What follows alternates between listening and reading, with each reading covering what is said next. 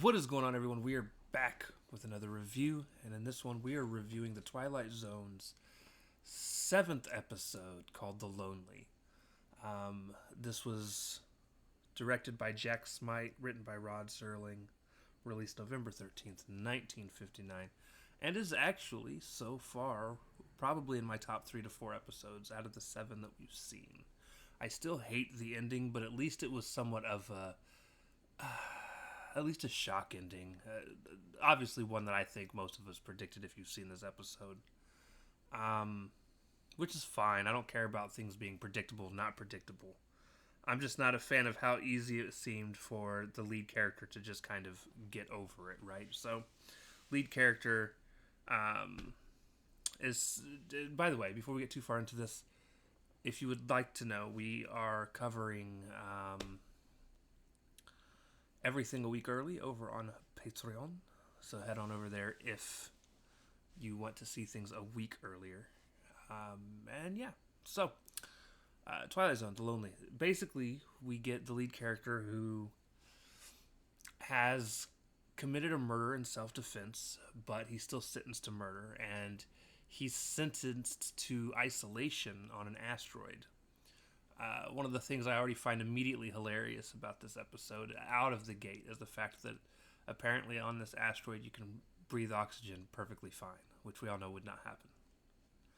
However, he's living on this asteroid, and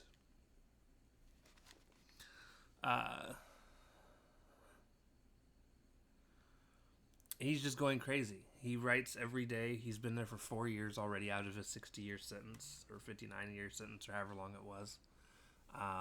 And he's going crazy. The only thing he looks forward to is the guys that drop off the supplies for him to live off of. Apparently, the guy that comes brings him things every now and again to keep him entertained. The guy shows up, and it was basically like, I've only got 15 minutes, don't have time for a card game, don't have time for anything. And I brought you something, though, that when I leave, I want you to open. He says, there's an instruction booklet inside, it'll teach you how it goes. The air in the place will automatically activate it.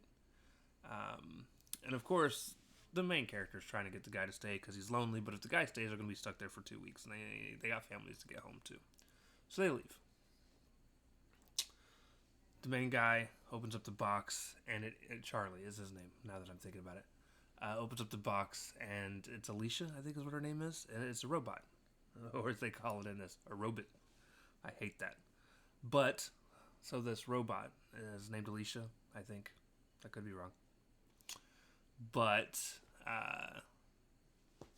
at first he can't stand her. He's like, I know you're a robot. You're just fake, and you're basically a tease to me. You look like a human, but you're not. And I don't know what they're trying to do, blah, blah, blah, blah, blah. Right? So, they go on, and she shows that she has feelings. She can feel pain, she can feel happiness, she can feel sadness, loneliness, things like that. And he starts to fall for her, and she helps keep him, up and on the up and up. After about a year or so, it's almost a year. It's like 11 months, if I remember correctly. They see the guy that's supposed to be coming every 3 months' ship, but he'd just left. But it seems like he was already on his way back.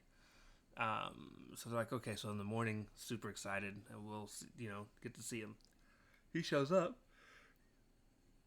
and upon showing up, they run out, and the guy's like, hey, great news, they're looking over all the cases, you've been pardoned. You're only allowed to carry 15 pounds worth of stuff on you, our ship's full, we're going home. And the guy's like, well, let me go get Alicia. He's like, no, you don't understand, you can't take Alicia. 15-pound limit.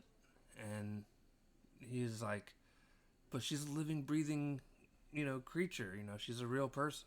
And he truly started to believe she was a real person. Now, I thought he was going to decide to just stay there, right? However, they go and find Alicia, who's out by some rocks. And then the ship guy pulls out his gun and shoots the robot in the face, and you just see nuts and bolts and stuff, and it kind of breaks the disillusion that the guy had built around her.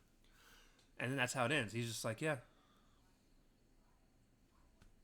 okay, it's a robot. Let's go home. And again, it just seems so simple and not detailed. Like maybe I've just been like ruined from storytelling now as compared to then, but that just seems extremely meh. Like meh. I don't.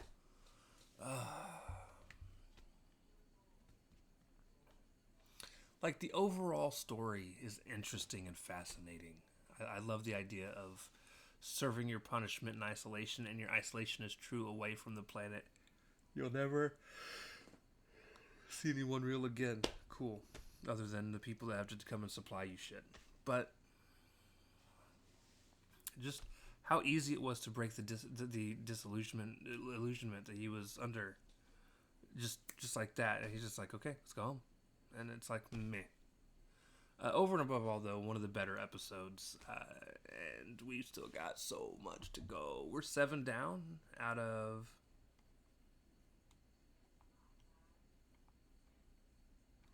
We're not even like 1/6 of the way through. There's 36 episodes, and we're only on 7. But we're getting there. We're getting there. Like I said, this was a better one than some of the others. It is going to be a struggle ranking these at the end of the season. I'm going to tell you that right now because, again, I'm not enjoying this near as much as what I think I should be. And I don't know what it is. Maybe it's because I'm wanting some just really messed up endings. Like, again, even Alfred Hitchcock Presents had some more wild endings. This is just, a lot of this has just been really, really tame. But anyways, thank you guys for watching. That's going to do it for this review. Goosebumps tomorrow. My favorite episode of Goosebumps of all time, I do believe, from what I can remember. So be on the lookout for that, and we'll see you next time. Peace.